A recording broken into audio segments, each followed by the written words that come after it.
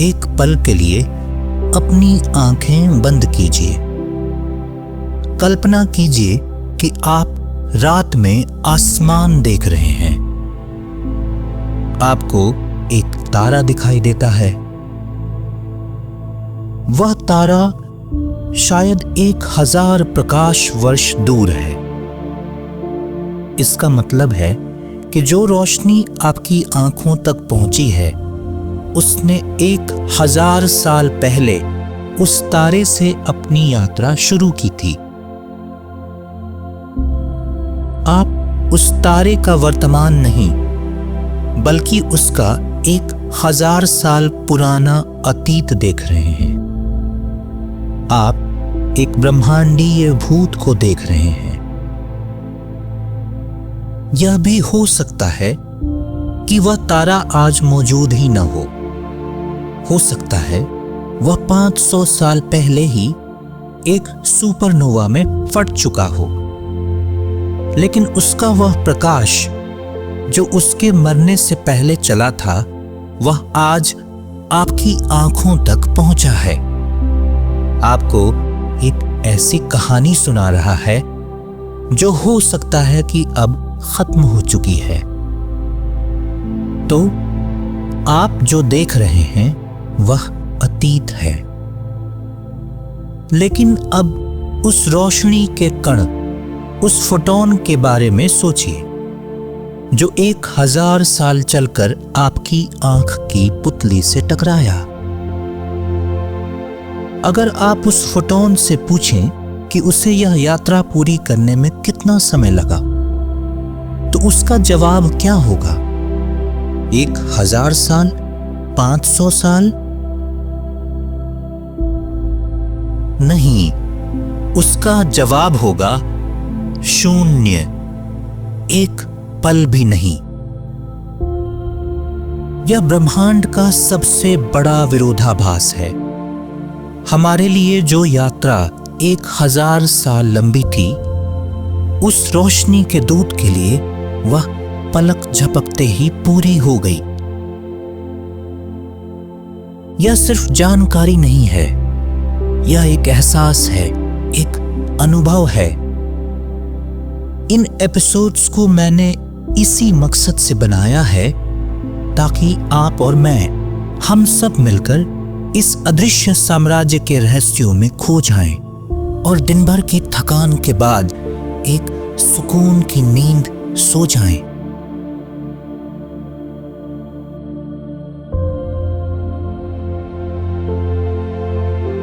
तो चलिए अपनी आंखें बंद रखिए, एक गहरी सांस लीजिए और मेरे साथ चलिए यथार्थ के इस सबसे गहरे रहस्य को सुलझाने कि कैसे ब्रह्मांड की सबसे लंबी यात्रा 0 समय में पूरी होती है।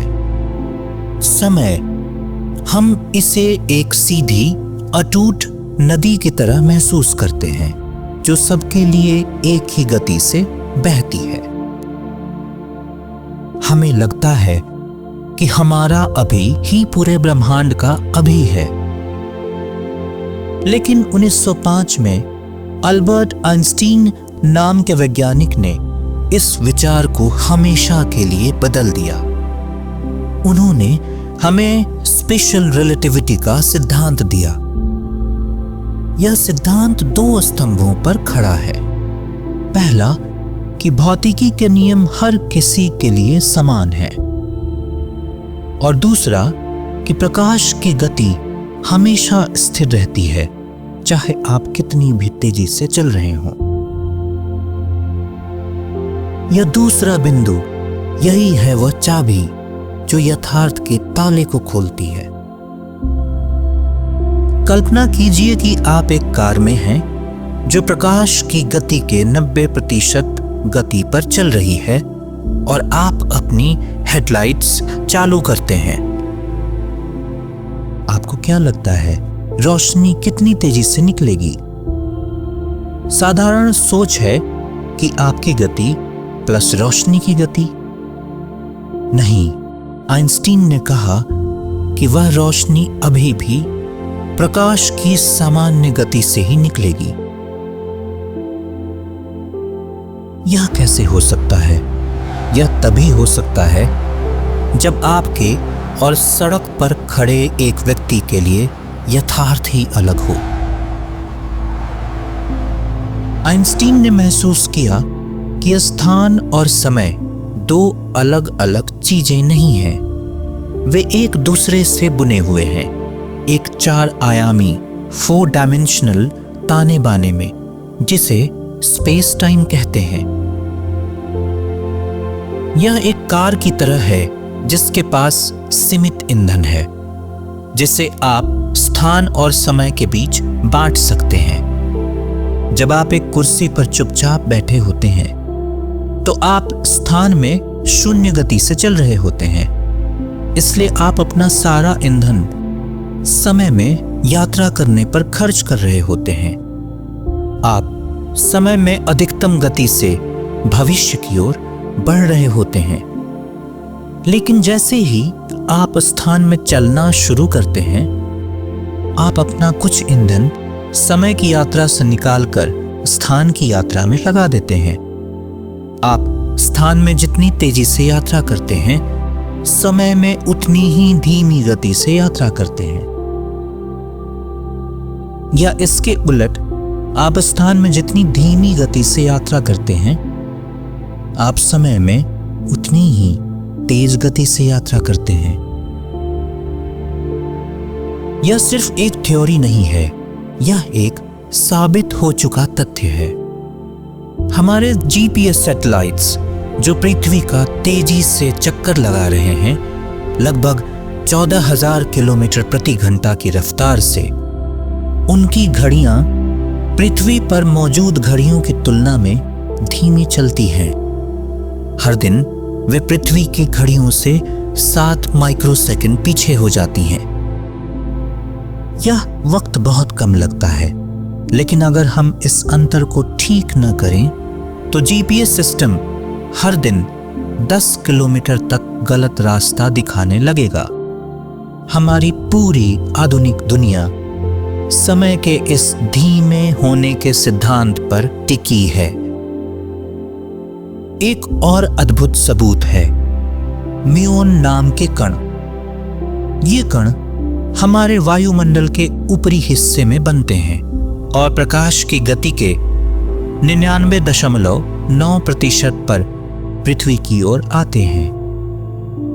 लेकिन म्यूऑन का जीवन काल बहुत छोटा होता है, सिर्फ 2.2 माइक्रोसेकंड्स।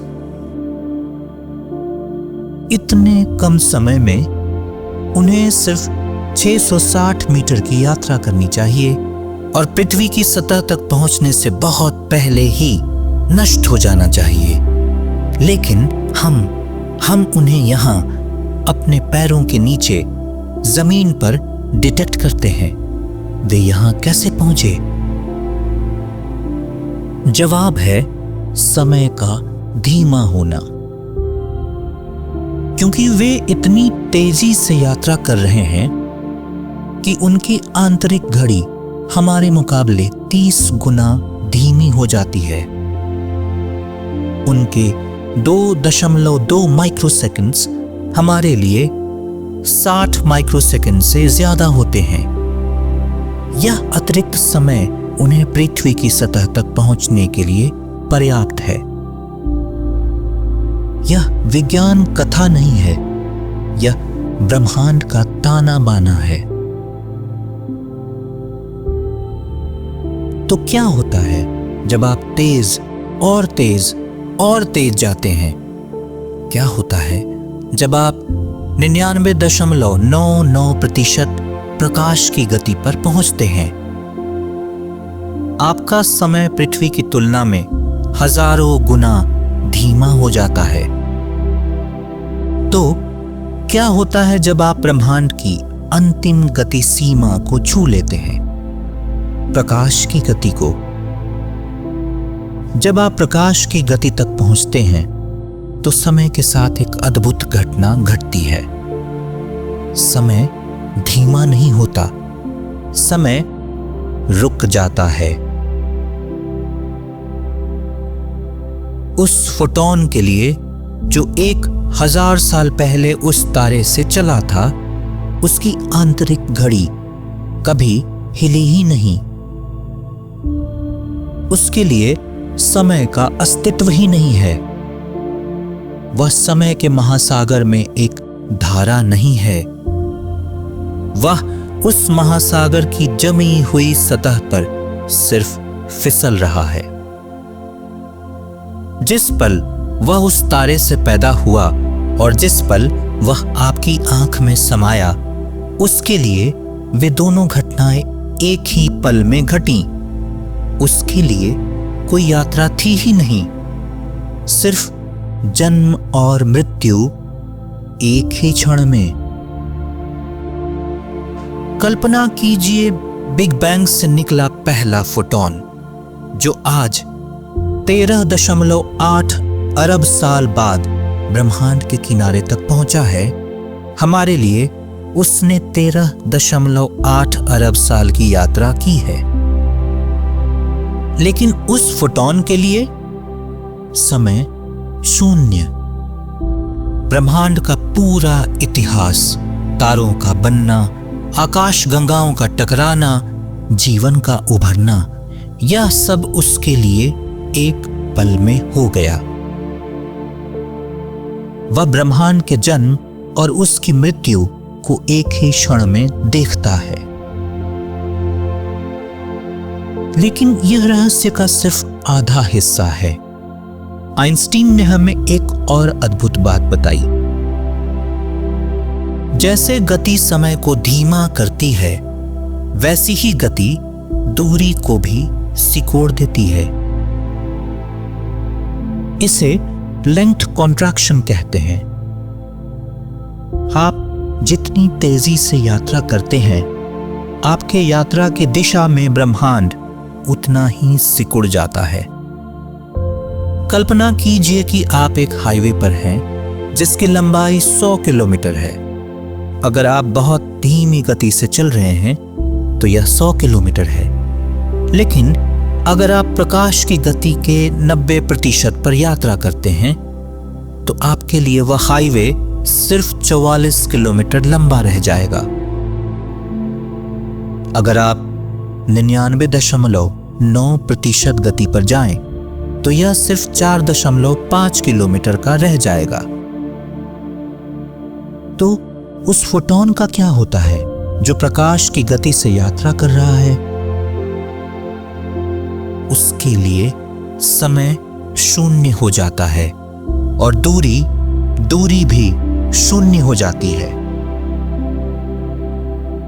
वह तारा जो हमसे 1000 प्रकाश वर्ष दूर है, उस फोटॉन के लिए उस तारे और आपकी आंख के बीच की दूरी शून्य है। ब्रह्मांड उसकी यात्रा की दिशा में पूरी तरह से चपटा हो जाता है। अब इन दोनों रहस्यों को एक साथ जोड़ दीजिए। एक, फोटॉन के लिए समय का अस्तित्व नहीं है। दूसरा, फोटॉन के लिए दूरी का भी अस्तित्व नहीं है। तो वह यात्रा करता कैसे है? सच ये है, वह यात्रा करता ही नहीं। यह ब्रह्मांडीय पुल है, एक जादुई कनेक्शन। जिस क्षण वह उस दूर के तारे में पैदा होता है, वह उसी क्षण आपकी आंख के पुतली में समा जाता है। उसके लिए वह तारा और आपकी आंख एक ही जगह हैं और एक ही समय पर हैं।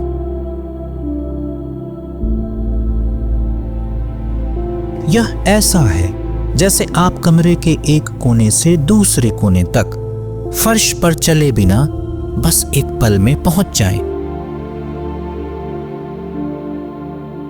यही प्रकाश का कालातीत रहस्य है। यह हमें हमारे मूल से जोड़ता है। बिग बैंग, ब्रह्मांड की शुरुआत एक सिंगुलैरिटी से हुई। एक अनंत, घना, अनंत गर्म बिंदु जहां स्थान और समय का कोई अर्थ नहीं था। फिर कई महाविस्फोट हुए। नहीं, यह कोई धमाका नहीं था, यह स्थान का ही फैलाव था। उस पहले पल में ब्रह्मांड शुद्ध ऊर्जा से भरा था। फोटॉन का एक उबलता हुआ महासागर। बिग बैंग के 3,80,000 साल बाद ब्रह्मांड इतना गर्म और घना था कि प्रकाश कैद था, वह यात्रा नहीं कर सकता था। फिर ब्रह्मांड ठंडा हुआ, परमाणु बने और प्रकाश आजाद हो गया। वही आजाद हुआ प्रकाश आज भी ब्रह्मांड में यात्रा कर रहा है। हम उसे कॉस्मिक माइक्रोवेव बैकग्राउंड कहते हैं। यह ब्रह्मांड के जन्म की पहली गूंज है। जब हमारे टेलीस्कोप उस 13.8 साल पुरानी रोशनी को पकड़ते हैं, वे ब्रह्मांड के बचपन की तस्वीर खींच रहे होते हैं।